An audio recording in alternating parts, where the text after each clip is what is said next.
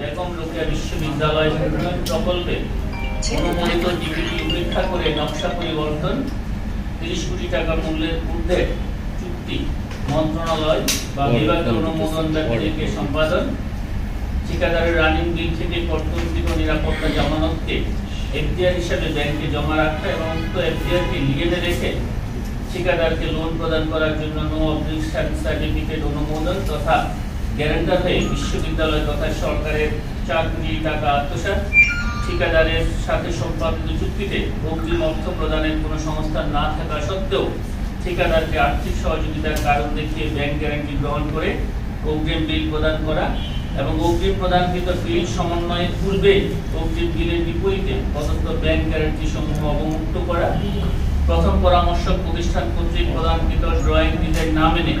সরকারি খাতে ক্রয় পদ্ধতি বিধি বহির্ভূতভাবে দ্বিতীয় পরামর্শক প্রতিষ্ঠান নিয়োগ প্রদান, অস্বাভাবিক হারে মূল্য দাখিল সত্ত্বেও পিপিআর 2008 বিধান অনুযায়ী দরপত্র মূল্যায়ন সম্পন্ন না করার অভিযোগ অনুসন্ধানকালীন প্রমাণিত হওয়ায়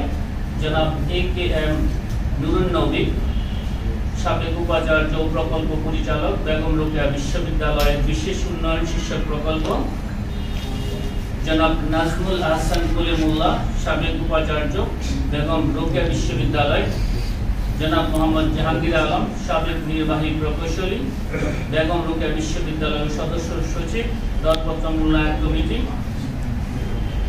জনাব মোহাম্মদ আব্দুস সালাম বাচ্চু ঠিকাদার ও প্রোপ্রাইটার আব্দুস সালাম বেগম রোকেয়া বিশ্ববিদ্যালয়ের বিশেষ উন্নয়ন শীর্ষক প্রকল্প এবং এম হাবিবুর রহমান ঠিকাদার ও প্রোপ্রাইটার সহ 5 জনের বিরুদ্ধে দুর্নীতি দমন কমিশন দুর্নীতি প্রতিরোধ আইন 1947 এবং দণ্ডবিধির সংশ্লিষ্ট ধারায় মামলা রুজুর সিদ্ধান্ত গৃহীত হয়েছে। মোট কত টাকা এখানে সব মিলে টাকা ফিগারে চাইতো? এখানে বিভিন্ন ধরনের ক্ষমতার অপব্যবহারে এবং এই অপরাধমূলক বিশ্বাসভঙ্গের ইনগ্রেডিয়েন্টস এখানে রয়েছে। টাকাটা জানলে সুবিধা হতো আমাদের। এখানে যে টাকার অ্যামাউন্ট ছিল, যে গ্যারান্টার হয়ে যে টাকাটা এখানে আত্মসাৎ করেছে তার পরিমাণ 4 কোটি। একটু যদি বলতেন যে কোন বিশ্ববিদ্যালয়ে কতজন কত টাকা কোন বিষয়ে আসলে কি ছিলেন কিনা একটু যদি একসঙ্গে একটু বড় হয়ে গেছে তো আমাদের এখানে এই আপনাদের সুবিধার্থে আলাদা আলাদা ভাবে কি ধরনের অপরাধ সংগঠিত হয়েছে সব কথা কিন্তু বলেছি। আপনাদেরকে বিষয় আর কিছু বলবো না, এই আপনাদের কিন্তু এই টেক্সটের মধ্যেই সবকিছু রয়েছে। আপনারা এখান থেকে আপনাদের মতো করে আপনারা সেটা তৈরি করে নেবেন। অনেক ধন্যবাদ।